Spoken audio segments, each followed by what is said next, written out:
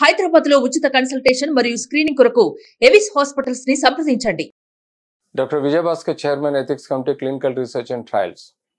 ఈరోజు మనం ఆర్థోపెడిక్ ప్రాబ్లమ్స్లో వన్ ఆఫ్ ద ప్రాబ్లం నిద్రమత్తులో కాళ్ళ పిక్కలు పట్టుకోవడం అనేది మనం జనరల్గా చాలామంది చూస్తూ ఉంటాం. యూజువల్గా నిద్రలో వాళ్ళు డ్రీమ్స్లో ఉండటం వల్ల కానీ లేకపోతే సడన్గా డ్రీమ్లో నుంచి బయట వచ్చినప్పుడు జర్క్ రావడం కానీ అవుతుంటుంది. అలా మనం తీసుకునే సిచ్యువేషన్ని బట్టి పిక్కలు మజిల్స్ క్యాప్ చేయడం అనేది ఉంటుంది.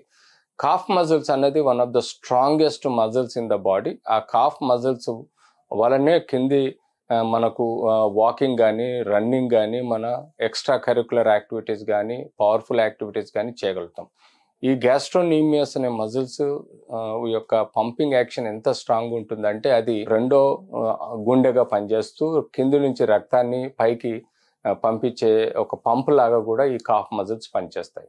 సో యూజువల్గా కాఫ్ మజిల్స్ పట్టుకోవడము, కాఫ్ మజిల్స్ నొప్పి రావడం అనేది ఎన్నో కారణాలు ఉంటాయి. అందులో ముఖ్యంగా మనం సైకలాజికల్ స్ట్రెస్ అయినప్పుడు మజిల్స్లలో కాల్షియం డెఫిషియన్సీ వచ్చినప్పుడు కానీ లేకపోతే సైకలాజికల్గా స్ట్రెయిన్ అయినప్పుడు మనం ఈ యొక్క మజిల్స్ క్యాచ్ అవడం, అంతేకాకుండా మనకు కాల్షియం డెఫిషియన్సీలో కూడా మనకు విటమిన్ డి డెఫిషియన్సీలో కూడా మజిల్ వీక్నెస్ వచ్చేసి నరాలు పట్టుకోవడం, అంతేకాకుండా సడన్గా ఇన్వాలంటరీ స్టిమ్యులేషన్ జరగటం వల్ల కూడా మజిల్ కాంట్రాక్చర్ వచ్చినప్పుడు అది సడన్గా మజిల్ క్యాచ్ అవడం, అంతేకాకుండా మనం సడన్గా ఎగిరి దుంకినా కూడా మనము హీల్కు ఉండే క్యాల్కేనియం టెండన్ సడన్ స్ట్రెయిన్ అయినప్పుడు కాఫ్ మజిల్స్ పట్టుకోవడం లాంటివి చూస్తూ ఉంటాం. సో ఏది ఏమైనా యూజువల్గా sudden catch in the muscle అన్నది మనకు టెంపరీగా వచ్చిపోయే ప్రాబ్లం కాబట్టి కంగారు పడకుండా మనం ఎప్పుడైతే సడన్ మజిల్ క్యాచ్ కానీ నొప్పి వస్తుందో దాన్ని ఇమ్మీడియట్లీ కేర్ తీసుకోవాల్సిందంటే దానికి కావాల్సిన కొంత రిలాక్సేషన్ ఇవ్వాలి. ఐస్ ప్యాక్స్ పెట్టేసి రిలాక్స్ చేసే విధంగా చూడాలి. అంతేకాకుండా స్మూత్గా స్లైట్గా మజిల్ మసాజ్ చేసినా కూడా ఆ యొక్క మజిల్ పెయిన్ నుంచి మనకు స్పాజం నుంచి రికవర్ అవుతుంది.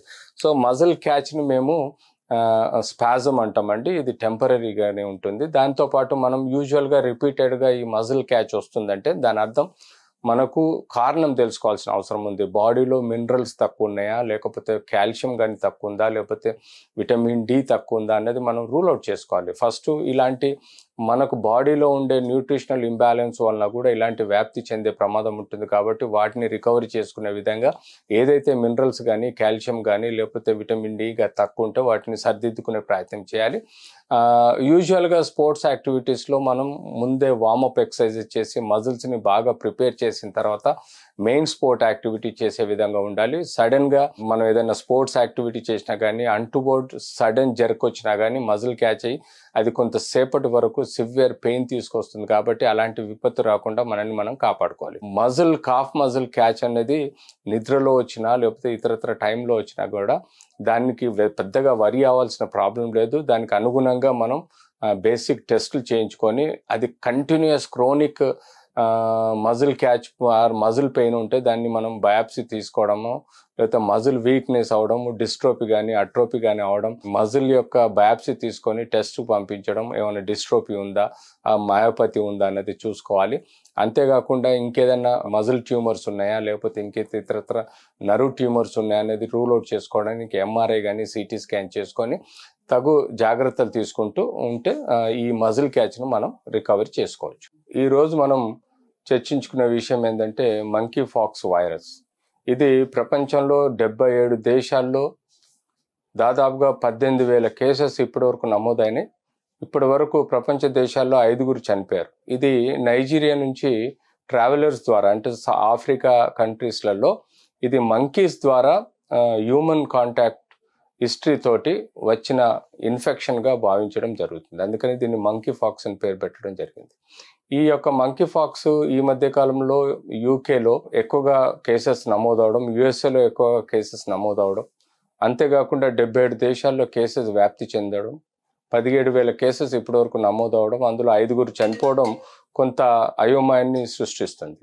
ఈ మధ్యకాలంలో మనం పాండమిక్ సిచ్యువేషన్లో కోవిడ్ బారిన పడి ఎంతోమంది చనిపోయినారు. ఎంతో ప్రపంచ దేశాలన్నీ కష్టాల్లో ఉన్న తరుణంలో ఇప్పుడు ప్రతి వైరస్ WHO కి, వరల్డ్ హెల్త్ ఆర్గనైజేషన్కి, అలాగే వివిధ దేశాల హెల్త్ ఆర్గనైజేషన్స్కి టెన్షన్ పుట్టిస్తున్నాయి. అలాగే ఇప్పుడు ఈ వైరస్ యొక్క వ్యాప్తి వలన మనకు కొన్ని బేసిక్గా, అంటే ఇది కోవిడ్కిను దీనికి కొంత డిఫరెన్స్ ఉంటుంది. కోవిడ్లో యూజువల్గా అప్పర్ రెస్పిరేటరీ ఇన్ఫెక్షన్స్ తో పాటు ఊపిరితిత్తుల వ్యాప్తి చెందే ప్రమాదం ఉంటే, ఇందులో మంకీ ఫాక్స్లో మనం ముఖ్యంగా చూసేది ఏంటంటే ఫీవరు, తర్వాత ఒళ్ళంతా నొప్పులు, మ్యాలేజ్ అంటే ఒకలాంటి బాడీ అంతా ఒక వీక్నెస్గా ఫీల్ అవడం, దాంతోపాటు మచ్చలు ఏర్పడడం, స్కిన్ పైన బ్లెప్స్ అంటే అమ్మవారి లాగా బ్లెప్స్తో కూడిన పుస్ట్యూల్స్, మన బాడీ స్కిన్ లీజన్స్ డెవలప్ అవడం వీటి యొక్క ముఖ్య లక్షణాలు. సో ఇలాంటి లక్షణాలు అంటే ఫీవరు, బాడీ పెయిన్స్,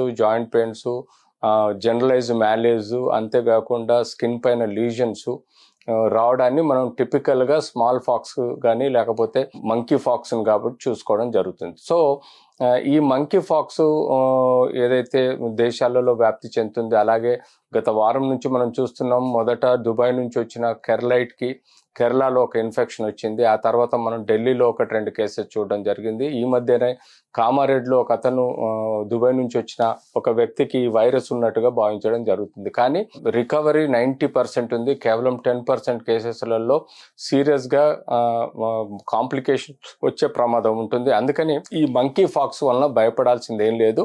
త్వరితంగా రికవరీ అయ్యే అవకాశం వితిన్ 22 రోజుల్లో, 5 నుంచి 22 రోజుల్లో ఇన్ఫెక్షన్ రికవరీ అవుతుంది. దీన్ని మనం ముఖ్యంగా ఎలా గుర్తుపడతామంటే, ఒకటి ఫీవరు, జనరలైజ్డ్ మ్యాలేజ్, మూడోది మచ్చలతో పాటు దీని యొక్క మచ్చల్లో ఏదైతే చీము కానీ నీరు కానీ ఉంటుందో దాన్ని RT-PCR టెస్ట్ జీన్ స్టడీ చేయటం వలన వైరాలజీ ల్యాబ్లో మనం దీని యొక్క గుణాన్ని బట్టి, జీన్ గుణాన్ని బట్టి మనం చెప్పడం జరుగుతుంది. అంతేకాకుండా రక్తంలో ఎప్పుడైతే మనం యాంటీబాడీస్ చూస్తామో ఆ యాంటీబాడీస్ వలన కూడా కొంతమేరకు ఈ ఇన్ఫెక్షన్ మన బాడీలో స్ప్రెడ్ అవుతుందిగా భావించడం జరుగుతుంది. ఇలా మనం ఎప్పుడైతే మనం ఈ యొక్క వ్యాధిని కన్ఫర్మ్ చేసుకుంటామో ఆ తర్వాత మనం line of treatment 90% self automated, అంటే బాడీలో రోగ నిరోధక శక్తి స్ట్రాంగ్గా ఉన్నన్ని రోజులు ఈ యొక్క ఇన్ఫెక్షన్ 22 రోజుల్లో మన బాడీలో నుంచి కనుమరుగే అవకాశం ఉంటుంది. కేవలం ఒక 10% కేసులలో జనరలైజ్డ్ అంటే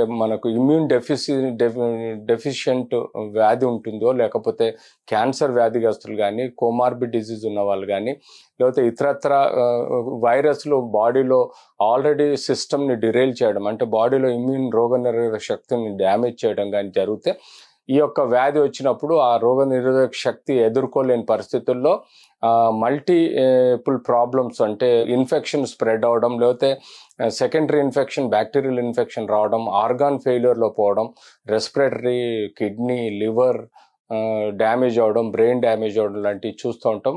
కేవలం 10% వ్యక్తులలో ఇలాంటివి చూస్తాం. కానీ 90% వ్యక్తులలో హాయిగా నార్మల్గా వితిన్ 22 రోజుల్లో రికవర్ అవుతాం. సో మనం prevention is better than treatment అనుకుంటే, ప్రివెంట్ అంటే మనని మనం కాపాడుకోవాలి. యూజువల్గా ఏవైతే ఈ మ్యామల్స్ ఉంటాయో, యానిమల్స్ అంటే ముఖ్యంగా కోతులు కానీ లేకపోతే ర్యాట్స్ కానీ, కొన్ని ఇళ్లలో పెంచుకున్న మ్యామల్స్ నుంచి చాలా జాగ్రత్తగా ఉండాలి. ఈ ఇన్ఫెక్షన్ ఉన్న మ్యామల్స్ నుంచి మనకు వచ్చే ప్రమాదం ఉంటుంది కాబట్టి అలా రాకుండా కాపాడుకోవాలి. హోమోసెక్షువల్స్లలో వ్యాప్తి చెందుతూ ఉంటుంది. అంతేకాకుండా పక్కనే కూర్చున్న స్వెట్, ఎవరైతే వ్యక్తి ఉంటాడో స్వెట్ ఉండటం వలన ఈ ఇన్ఫెక్షన్ స్ప్రెడ్ అయ్యే ప్రమాదం ఉంటుంది. కాబట్టి ఈ క్రాస్ ఇన్ఫెక్షన్ కాకుండా చూసుకోవాలి. ప్రివెన్షన్ చేయాలంటే ముఖ్యంగా ఈ యానిమల్స్ దగ్గరికి ఇప్పుడున్న ఇన్ఫెక్షన్ ధర్మలో జాగ్రత్తగా ఉండి పోవడం, అలాంటివి దగ్గర తీసుకోవడం లాంటివి చేయకూడదు. యానిమల్స్ నుంచి జాగ్రత్తగా ఉండాలి.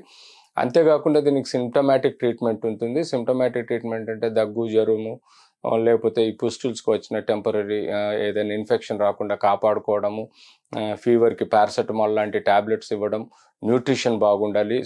సైకలాజికల్గా ఆటోఇమ్యూన్ సిస్టమ్ అంటే రోగనిరోధక శక్తి బలంగా ఉండడానికి తీసుకోవాల్సిన జాగ్రత్తలు, పొద్దున్న లేకుండా వ్యాయామం, ఎక్సర్సైజెస్, మెడిటేషన్, యోగా లాంటివి చేస్తూ బ్యాలెన్స్డ్ డైట్, మంచి highly nutritious diet, dry fruits కానీ లేకపోతే గ్రీన్ వెజిటేబుల్స్ కానీ ఎక్కువగా తీసుకోవాలి. ప్రోటీన్స్ కూడా తీసుకున్న తప్పులేదు. దీంతో పాటు ఐసోలేషన్, కేర్ఫుల్గా ఉంటే మనం ఈ రోగాన్ని నివారించే విధంగా ప్రయత్నం చేయొచ్చు.